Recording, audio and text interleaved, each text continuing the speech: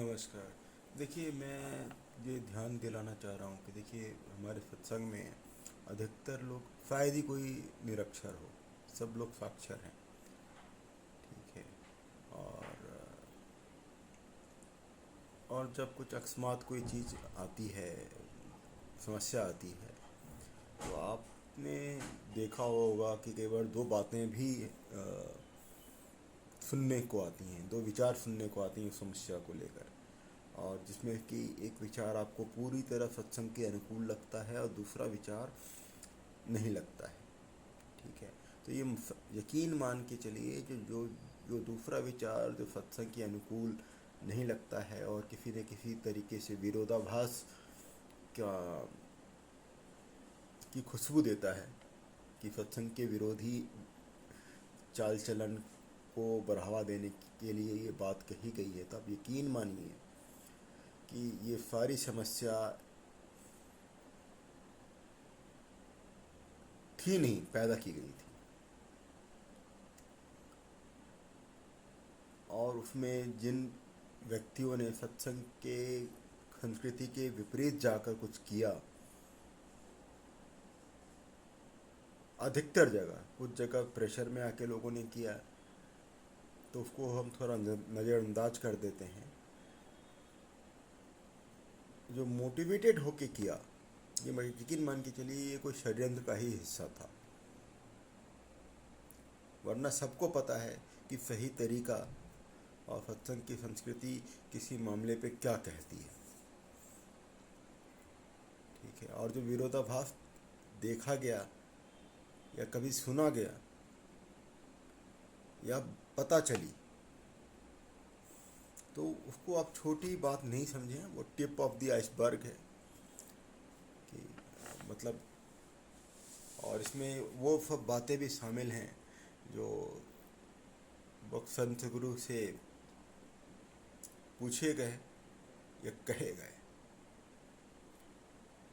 ठीक है। क्योंकि अब हमें पता है, क्योंकि कोई नया मत तो नहीं है। 200 साल, हम कहते हैं कि 200 साल हो गए इस मत को। तो हमें पता है कि कोई व्यक्ति अगर किस तरह के सवाल कर रहा है और किस तरह का उलाहना दे रहा है, वो सत्संग की संस्कृति से मैच करती है या नहीं करती है, ये हमें सब पता है।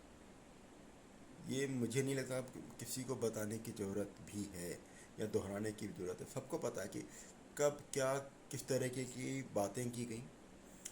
तो उनके, आप ये समझिए कि ये लोग सत्संग के विपरीत वाले लोग हैं, मानसिकता वाले लोग हैं। और जब तक आप इनको नहीं हटाइएगा, और ये इनको हटाना सत्संगियों की जिम्मेदारी है। हुजूर राधा स्वामी दयाल तो अपने अपनी उनकी अपनी कैलकुलेशंस हैं उनकी। ठीक है। और हमें हमारी तरफ से तो कोई विलम्ब नहीं होना चाहिए। मतलब जो भी है, अगर वो विलम्ब करें तो कर सकते हैं, लेकिन हमारी तरफ से विलम्ब नहीं होना चाहिए। हम लोग तो प्रार्थी हैं, सारे काम जल्द से जल्द हों, और हम अपना ही काम जल्द से जल्द नहीं करें, अपनी ही में कंजूसी करें जो हम कर सकते हैं। तो ये तो प्रार्थना के विपरीत जाना हुआ। और तो मतलब ये समझने की ज़रूरत है। मैं जो कहना चाह रहा था, मैं सोच समझ रहा हूँ कि मैंने वो कह दिया है। कि जिन लोगों ने भी आपको लगा कि सत्संग की संस्कृति के खिलाफ जाके कुछ काम किया है, उनको सत्संग में रहने का हक नहीं है। और आप नहीं समझते कि आपकी जिम्मेदारी सिर्फ अपने भर तक की नहीं है, मतलब भविष्य की भी है। क्योंकि जब तक वे लोग रहेंगे तब तक आपके जो अनुज हैं वो भी भ्रमित रहेंगे। अब भ्रमित रहना सही बात नहीं है। कुछ कुछ भी हो रहा हो, हमें अपना स्वधर्म का ख्याल होना चाहिए। ठीक है। ये तो मतलब है कि एक इंसानी ज़रूरत है कि हमें अपने स्वधर्म का ख्याल होना चाहिए। हमें पता होना चाहिए कि किन परिस्थितियों में हमें क्या करना है।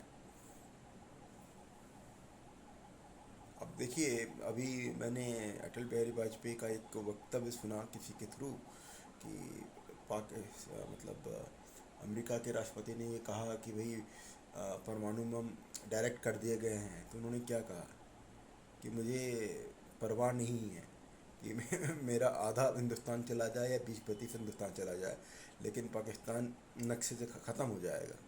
अब समझिए कि जो सच में गार्जियन है और जिसे पता है कि हम जिंदा क्यों हैं,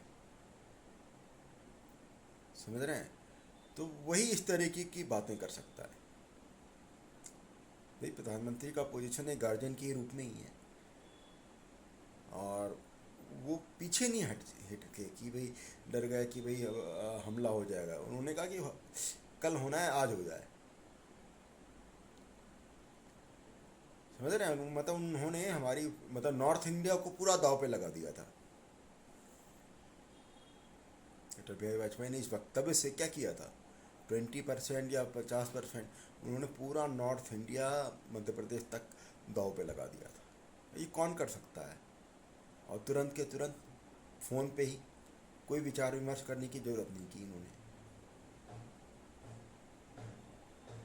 जो सच में गार्जियन का रोल अदा कर सकता हो, वो जानता हो कि हम जिंदा हैं तो क्यों हैं और मरेंगे तो किस लिए मरेंगे।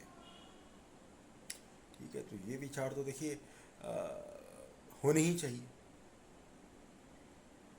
समझिए, समझना क्या है, जो मुझे कहना था आप लोग ज़्यादा समझ जाएंगे।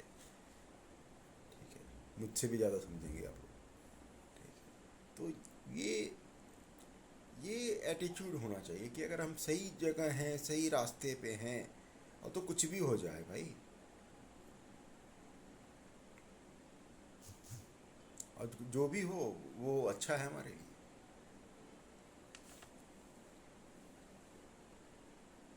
ठीक है, चलिए, इसी के बाद थैंक यू।